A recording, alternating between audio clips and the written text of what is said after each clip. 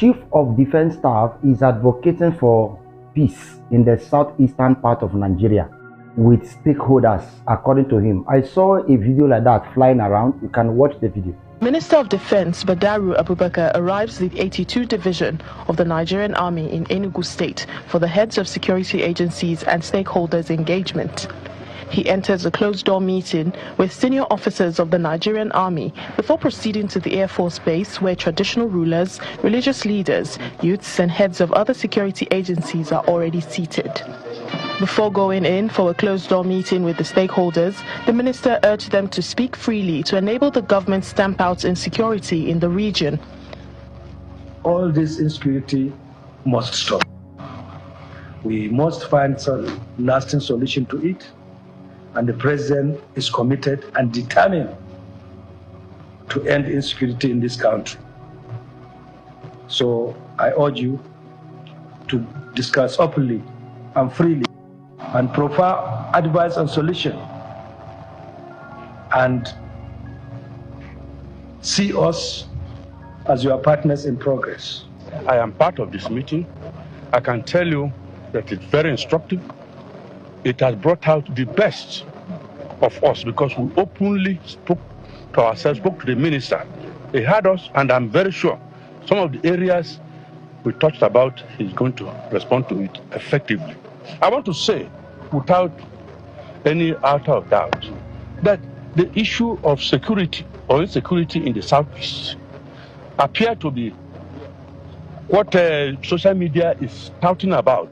We lend our voices to ending insecurity. It was wonderful. I believe that ending insecurity is what collaboration and synergy will help. It is important for all of us to come together and unite against it. If we unite against insecurity, believe you me, insecurity will be a thing of the past in Enugu State, in Nigeria as a whole.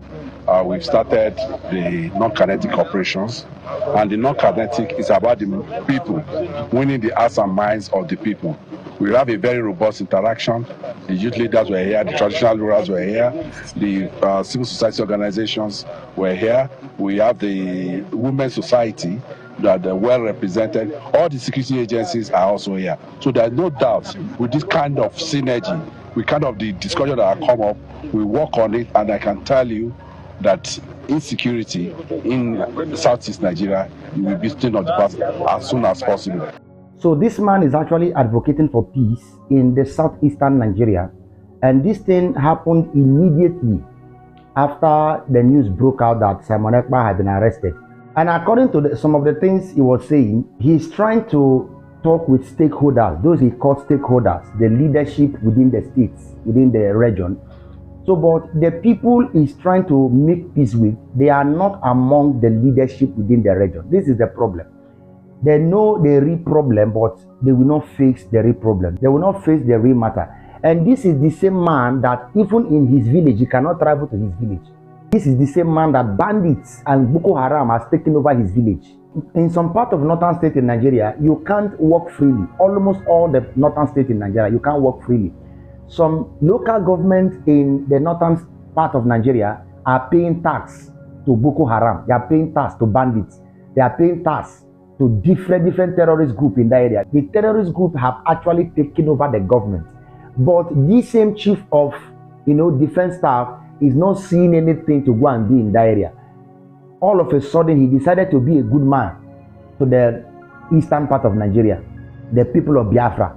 So I believe he should go and address his own people first before he begin to show this kind of love, all right, to the people in the eastern part of Nigeria.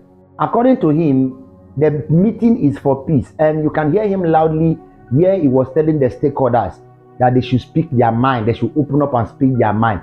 But he's trying to bring peace to the southeast. But the people that are angry, the people that are offended, are not consulted, because the politicians now that they gathered, all of them gather in that meeting and they are discussing, the people that are angry with the government are not among the meeting.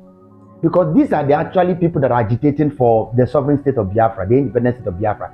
These are the people agitating, all right, for the United States of Biafra. So the agitators are the ones that he's supposed to call together and sit with them.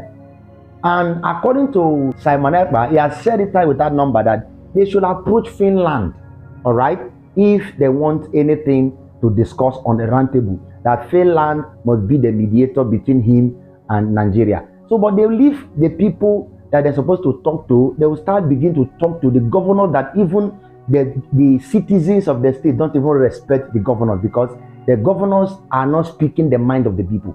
This is a hard reality that people are not ready to listen to.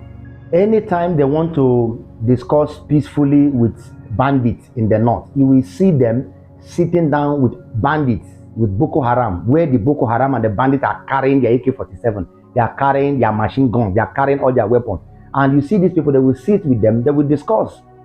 They will discuss, but when it's time to discuss with agitators, they will bring army, they will bring guns, they will bring, war. They will start killing everybody. They will start, molesting even those that are young, the children, the adults, the women, start messing everybody up. But the people they're supposed to face, they are not facing them. See, the truth of the matter is this: these people that they are consulting, they are not a voice that speaks for those that are agitating.